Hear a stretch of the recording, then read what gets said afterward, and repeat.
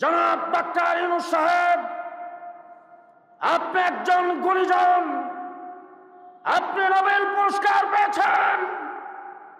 আমরা আপনাকে দিয়ে গর্বিত। আপনাকে নিয়ে ষড়যন্ত্র কম করা হয় নাই। আপনাকে ষড়যন্ত্রমূলক মামলা দিয়ে বিচারের আসনে খাড়া করা হয়েছে। সুতরাং সেগুলি আপনি নিশ্চয়ই ভুলে যান নাই। অনতি বিলম্বে হাসিনা যেখানেই থাকে তাকে বাংলাদেশে এনে ফাঁসির কাস্টে ঝুলিয়ে দিবেন, ফাঁসির কাস্টে ঝুলিয়ে দিবেন। নাহমাদুহু ওয়া নুসাল্লি আলা রাসূলিহিল কারীম, আম্মা বাদ। হেফাজত ইসলাম বাংলাদেশ কর্তৃক আয়োজিত আজকের এই সমাবেশের বন্ধুবর সংগ্রামী সভাপতি, মঞ্চ উপবিষ্ট কেন্দ্রীয় নেতৃবৃন্দ, সহযোদ্ধাবৃন্দ, সমবেত সাথী ও বন্ধুগণ, গত 15 বৎসর বাংলার ইতিহাস হল নির্যাতনের ইতিহাস। বিগত 15 বৎসরে যার নেতৃত্বে নির্যাতন হয়েছে সেই ফ্যাসিস্ট সরকারের প্রধানমন্ত্রী শাপলা চত্বরের পরে সংসদে দাঁড়িয়ে বলেছিল, আমরা নাকি শাপলা চত্বরে রং মেখে সেখানে বসেছিলাম।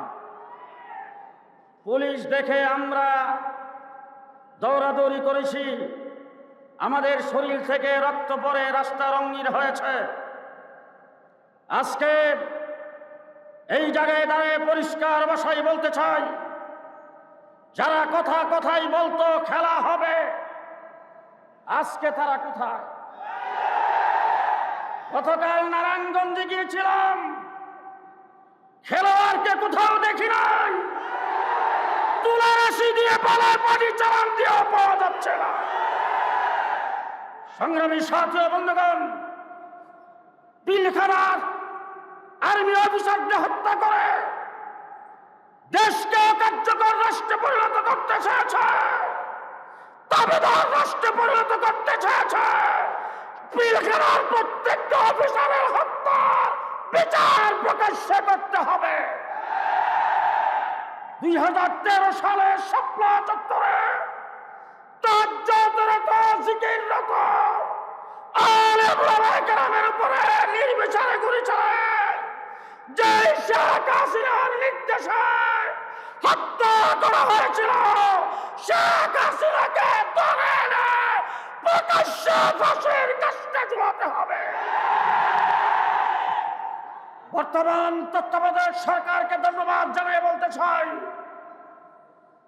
জনাব ডাক্তার ইউনূস সাহেব, আপনি একজন গুণীজন, আপনি নোবেল পুরস্কার পেয়েছেন। আমরা আপনাকে দিয়ে গর্বিত। আপনাকে নিয়ে ষড়যন্ত্র কম করা হয় নাই। আপনাকে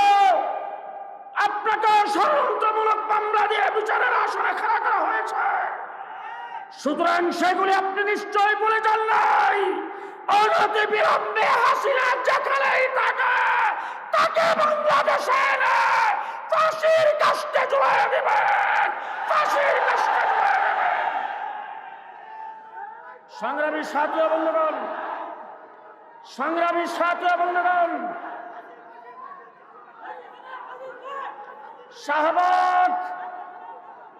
শাহবাগে নাস্তিকার মুরতাদরা আল্লাহর নবীর ইজ্জতের উপর যখন আক্রমণ করেছিল, আল্লাহ মাহমুদ শফি রহমাতুল্লাহ আলাইহির নেতৃত্বে শাপলা চত্বরে আমরা জমায়েত হয়েছিলাম।